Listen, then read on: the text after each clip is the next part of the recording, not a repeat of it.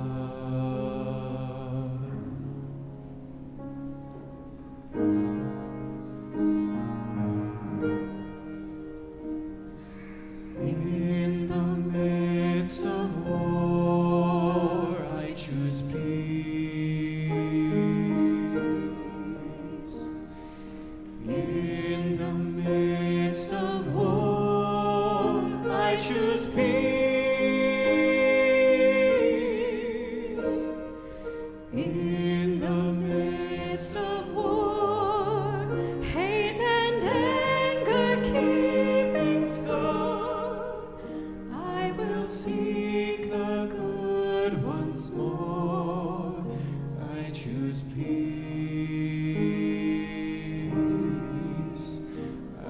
choose peace.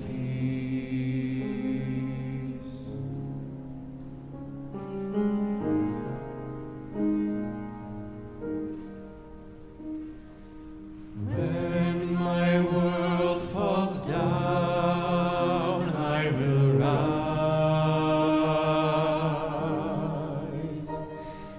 When my world falls down, I will rise.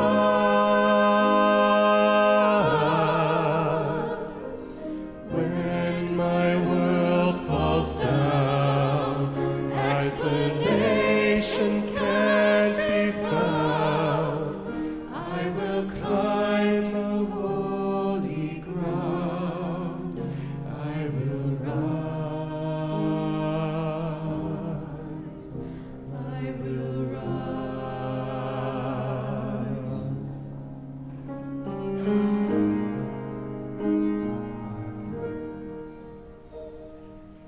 In the midst of pain, I choose love.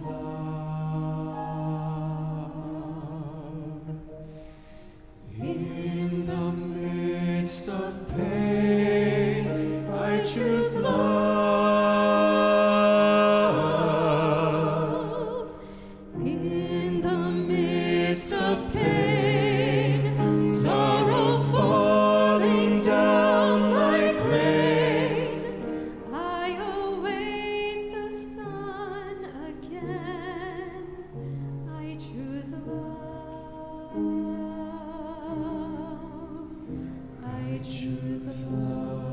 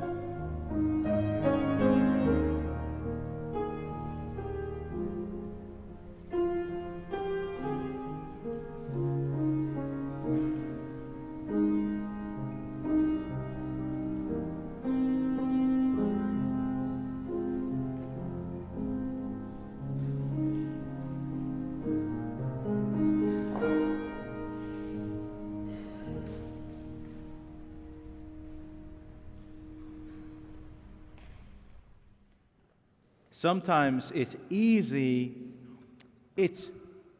a lot easier to see the beauty in something like this. It's just so magnanimous than it is to see the beauty in the small, in the quotidian, in the little crumbs and sips in life. Today, come by the chapel. On your way out, you're going to turn left and join others in the community. Together, you'll have this meal. Jesus is there. You'll have all you need for the journey of life and faith. I cannot think of anything more beautiful than this. And so this week in your life, hold fast to what is good, true, and beautiful. Return no one evil for evil. Surrender your anxious cares to God. Live in the present moment.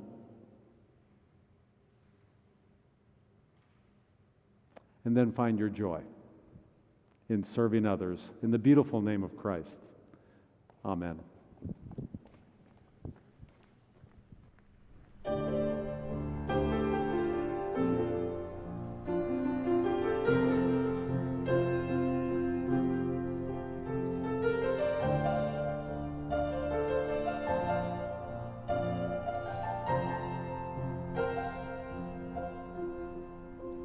You taught So I'm headed back home by another road. I once was bound, but now am free.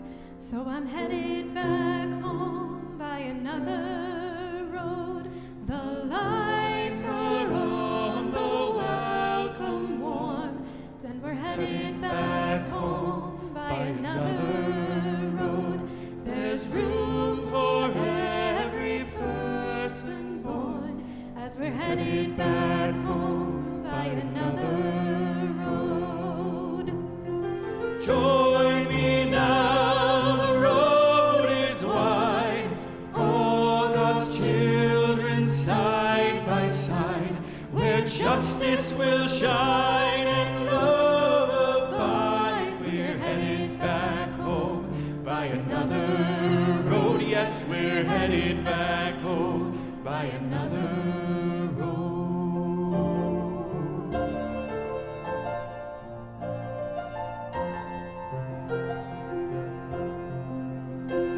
God's people on the move again, and we're headed back home by another road.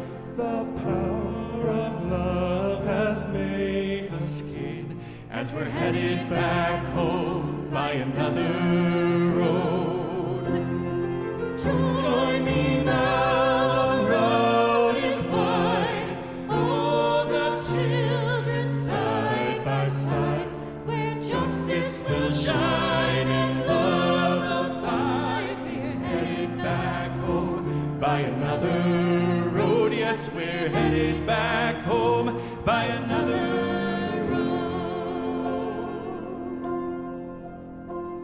Still worshiping, we're on the way, as we're headed back home by another road. We'll hold each other's hearts this day, as we're headed back home by another road. Join me now, the road is wide. All God's children side by side, where justice will shine and love abide. We're headed back home by another road. Yes, we're headed back home by another road. Join me now, the road is wide. All God's children side by side, where justice will shine and love abide. We're headed back home by another road. Yes, we're headed back home by another road. We are headed back home by another road. Yes, we're headed back home by another